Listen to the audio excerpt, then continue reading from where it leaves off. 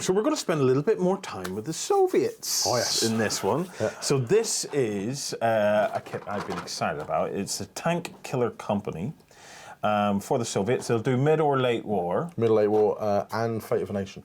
And Fate of a Nation. Yeah. 5 tanks in the box. That's the front of it there. Just show you the back. And I believe there's, what, 4 variations that you can build from this? 4 variations you can build from this box.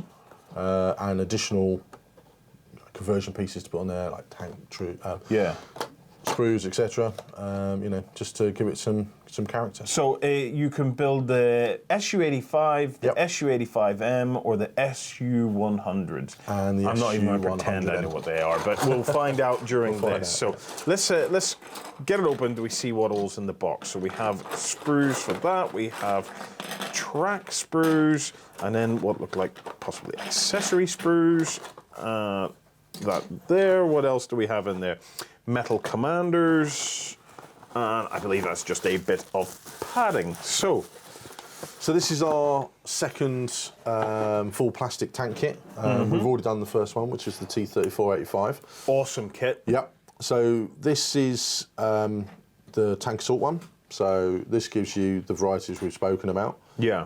So if we go through some of the sort of the key parts first of all. That'd be great. Let's see some components. So this is the hull and the chassis. So the chassis is standard to all of those. Yeah. So, and then going with our track system, so we know where we're putting them. On the back of the tracks, we've got those locating lugs. Yeah. So 2 for one side, 1 for the other, so it's dead easy to work out which one. Then you have your choice of what tank you're going to go with. So if you want to do the SU-85s, you're going to use this hull here. And if you want the SU-100, you're going to go for that one. Couple of subtle differences. The SU-85, the commander really suffered from a bit of lack of vision.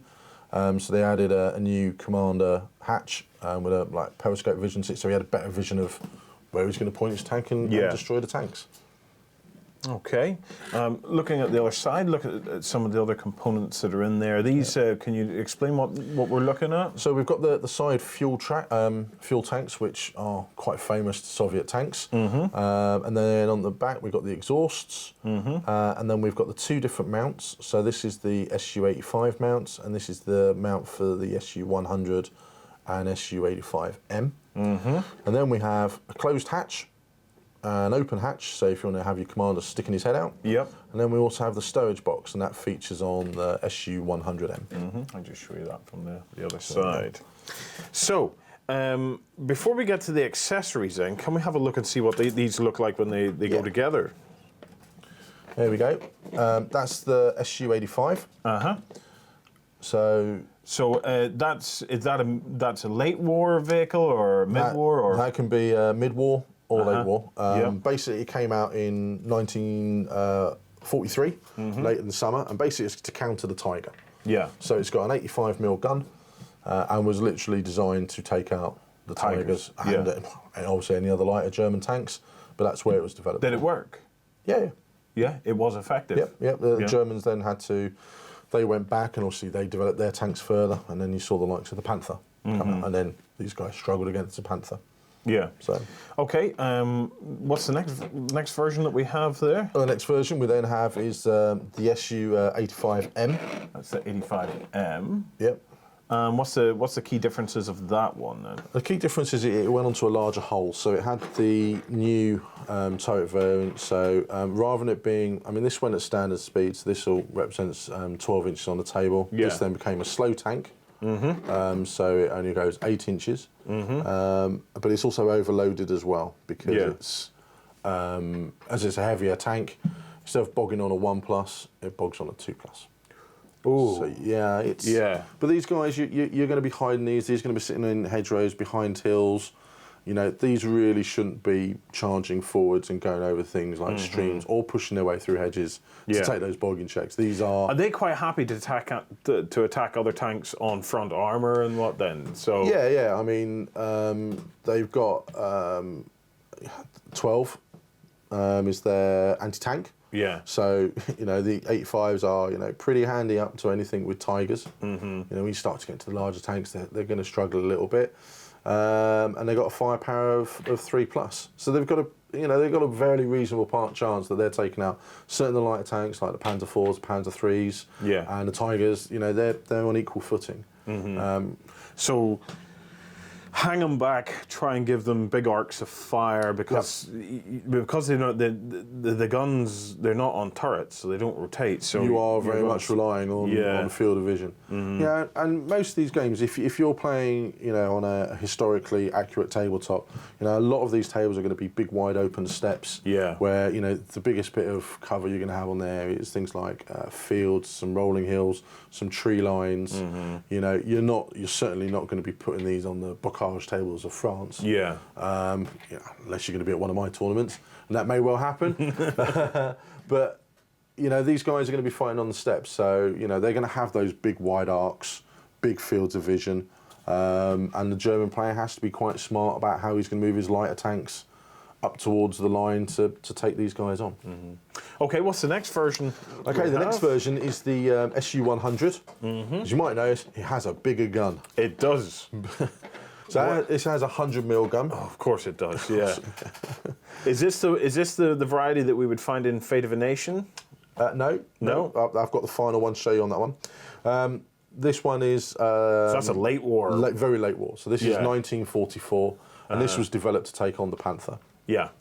So it has anti-tank 16 and a firepower 2+.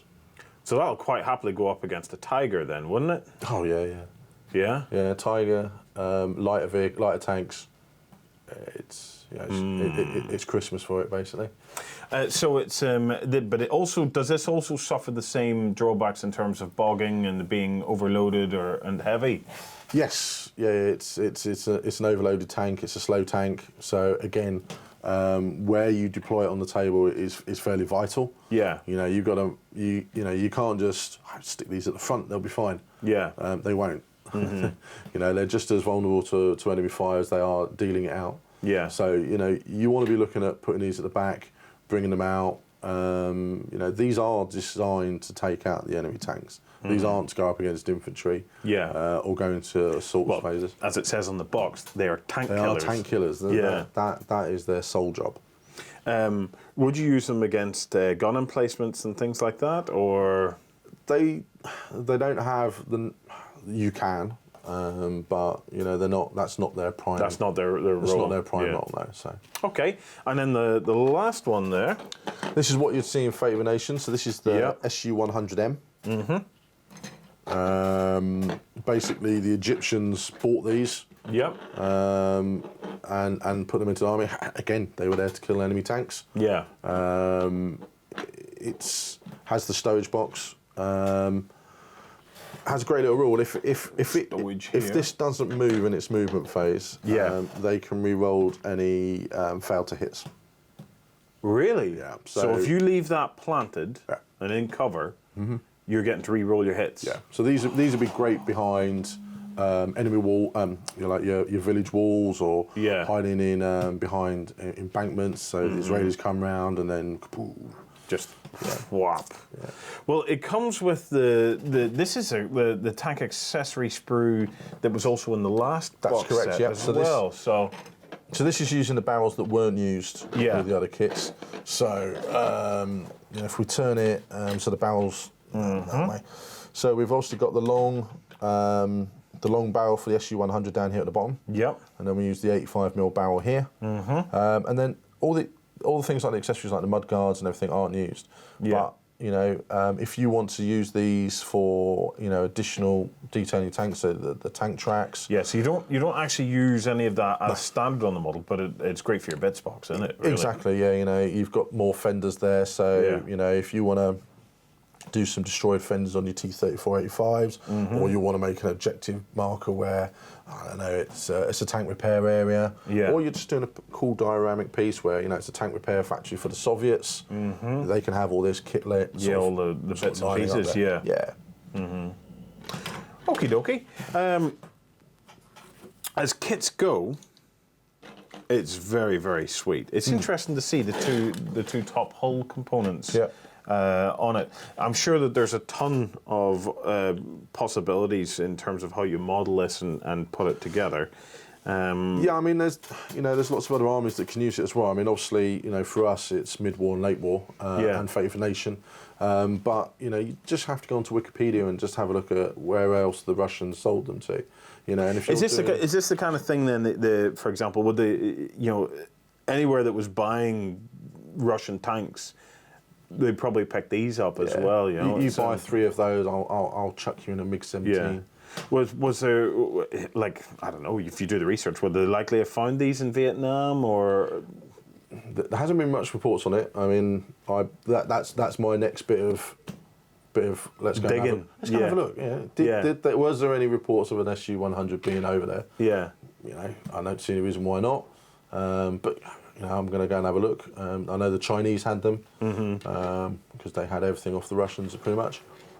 Well, guys, that is the Soviet Tank Killer Company box. Yeah. Cracking little plastic kit. I love the details on it. The details are crisp. The wheels look fantastic on the tracks. I think that's one of my favourite parts. Is just it's so easy to put together. If you want to detail it up or you want to do battle damage on it, because it's in plastic, it's so much easier to make those damage modifications. Or if you want to put handrails on for people to hold on to. We've had articles on the website where we're showing people just out of paper clips or brass wire how to make the additional handholds, how to do it, and just lift these up into your own individuality on your tanks. And you've also got the transfers in there and the tank commands in there. So if you want tank riders and tank commands coming out of every single hatch, of course you can do it. They look great. Fantastic. Okay, guys, thanks for watching. If you have any questions or comments or whatever about this particular box, make sure and post them in the comments below.